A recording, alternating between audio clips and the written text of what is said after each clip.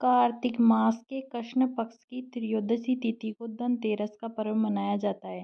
शास्त्रों के अनुसार इस तिथि को समुद्र मंथन के समय भगवान धन्वंतरि अमृत कलश लेकर प्रकट हुए थे। इस वजह से इस तिथि को धनतेरस या धन त्रयोदशी तिथि के नाम से जाना जाता है।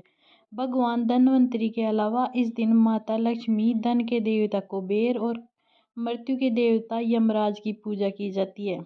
इस दिन दीपावली का पर्व शुरू हो जाता है और इस दिन सोना, चांदी या नए बर्तन खरीदना बहुत शुभ माना जाता है। आइए जानते हैं धनतेरस क्यों मनाया जाता है और इसकी क्या कहानी है। भारतीय संस्कृति में स्वास्थ्य को ही सबसे बड़ा धन माना जाता है और इस दिन को राष्ट्रीय आयुर्वेद दिवस के रूप में भी मनाया जाता है। मान्यता है कि भगवान धन्वंतरि को भगवान विष्णु का अंश माना जाता है और उन्होंने ही संसार में चिकित्सा विज्ञान का प्रचार और प्रसार किया। इस दिन घर के द्वार पर 13 दीपक जलाए जाने की प्रथा है। धनतेरस दो शब्दों से मिलकर पहना धन और दूसरा तेरस, जिसका अर्थ होता है धन का 13 गुना।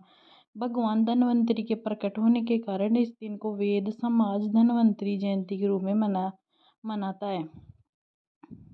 शास्त्रों में वर्णित कथाओं के अनुसार समुद्र मंथन के दौरान भगवान धन्वंतरि हाथों में अमृत कलश लेकर प्रकट हुए थे।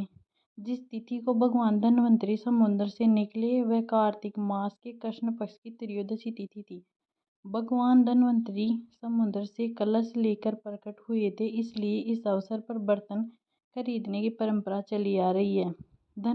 भगवान धन्वंतरि को विष्णु भगवान का अंश माना जाता है और उन्होंने ही पूरी दुनिया में चिकित्सा विज्ञान का प्रचार प्रसार किया था। भगवान धन्वंतरि के बाद माता लक्ष्मी 2 दिन बाद समुद्र से निकली थी, इसलिए उस दिन दीपावली का पर्व मनाया जाता है।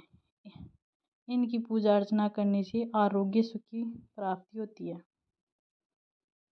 एक बार मृत्यु के देवता यमराज ने यमदूतों से प्रश्न किया कि क्या कभी मनुष्य के प्राण लेने में तुमको कभी किसी पर दया आती है। यमदूत ने कहा कि नहीं ये महाराज, हम तो केवल आपके दिए हुए निर्देशों का पालन करते हैं। फिर यमराज ने कहा कि बेझिझक होकर बताओ कि क्या कभी मनुष्य के प्राण लेने में दया आती है। तब ये एक यमदूत ने कहा कि एक बार ऐसी घटना हुई जिसको देखकर हृदय पसीज गया। एक दिन हंस नाम का राजा शिकार पर गया था और वह जंगल के रास्ते में भटक गया और भटकते भटकते दूसरे राजा की सीमा में चला गया। वहाँ एक हेमा नाम का शासक था। उसने पड़ोस के राजा का आदर सत्कार किया। उसी दिन राजा की पत्नी ने एक पुत्र को जन्म भी दिया। ज्योतिष ने ग्रह नक्षत्र के आधार पर बताया कि इस बालक की विवाह के चार साल बाद मृत्यु हो जाएगी। तब राजा ने आदेश दिए कि इस बालक को यमुना तट पर एक गुफा में ब्रह्मचारी के रूप में रखा जाए और स्त्रियों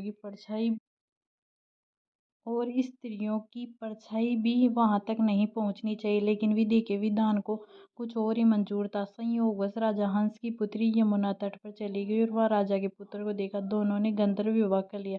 विवाह के 4 दिन बाद ही राजा के पुत्र की मृत्यु हो गई। तब यमदूत ने कहा कि उस नवविवाहिता का करुण विलाप सुनकर हृदय पसीज गया। सारी बातें सुन यमुना ने कहा कि क्या करे, ये तो विधि का विधान है और मर्यादा में रहते हुए ये काम करना पड़ेगा। यमराज ने बताया उपाय।